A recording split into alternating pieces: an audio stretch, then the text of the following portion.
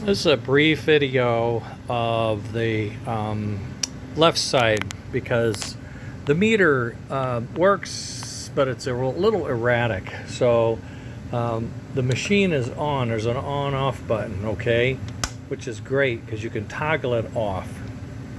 Down is on. And you plug it in. You leave it plugged in. As long as you go to bed, you turn that off. You're golden, okay? And if the red light comes on, that means you've got a problem. Okay. There's that's a voltmeter on AC, and so I'm going to engage the left side just so you'll see what happens to the meter.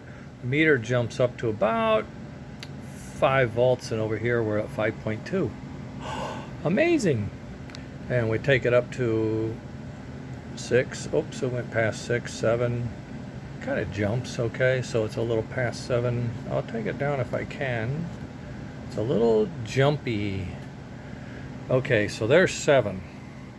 Now notice the meter is jumpy, but as I crank this up and down, it's fairly stable. It's not jumping around on us. 7 volts is 30 miles an hour, 7 volts. 60 miles an hour is 11, and up here you're just below 12, so that's fairly accurate. 9, 10, 9, 10, so it's fairly good. It gets spooky up here because this goes up to 15, but remember when this was built we were probably getting 110 volts, and we're well over 120 now to the house. So what happens is you'll floorboard the thing and it goes way into the 15, and what you're really getting is 18, okay?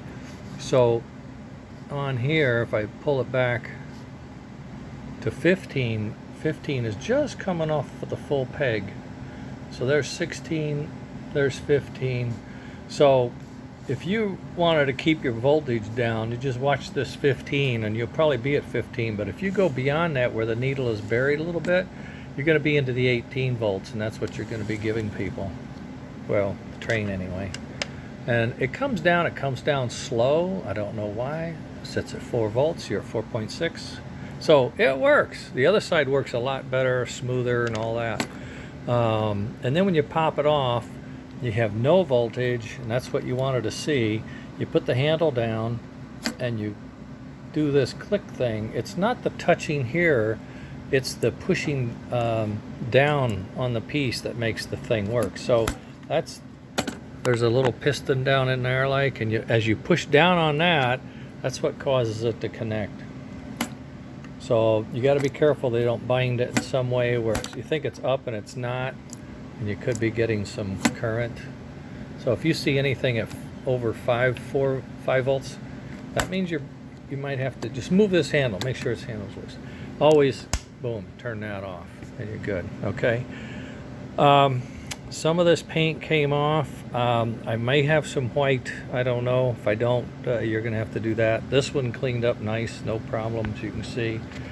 The whole thing cleaned up really nice, I thought, and is looking good. I got the handles done now. I'm going to reinstall these handles when I get a few more minutes. I have a method I use, and I polish them pretty highly and clean them so they look cool, you know, like chrome almost. So I'll be putting those in.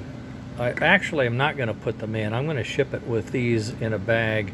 I'm going to ship it with your jewels and your headlights in a bag, because this whole top needs to be flush, flat, no delicate stuff. I'm going to put cardboard tubing here and here, so these are protected. This will be in a separate box, and then I'm going to put that box in a bigger box. So it'll be double boxed, and it'll be reinforced everywhere we can make it reinforced. But from everything I can see and tell, we've got it. It runs fine. It works great. It's smooth. I put an engine on, but for some reason that engine is stupid. It's given me trouble. If I get another engine somewhere, I'll throw it up there and let you see how it runs an engine. I know that's pretty much the test, right? Okay. I'll talk to you later. Bye.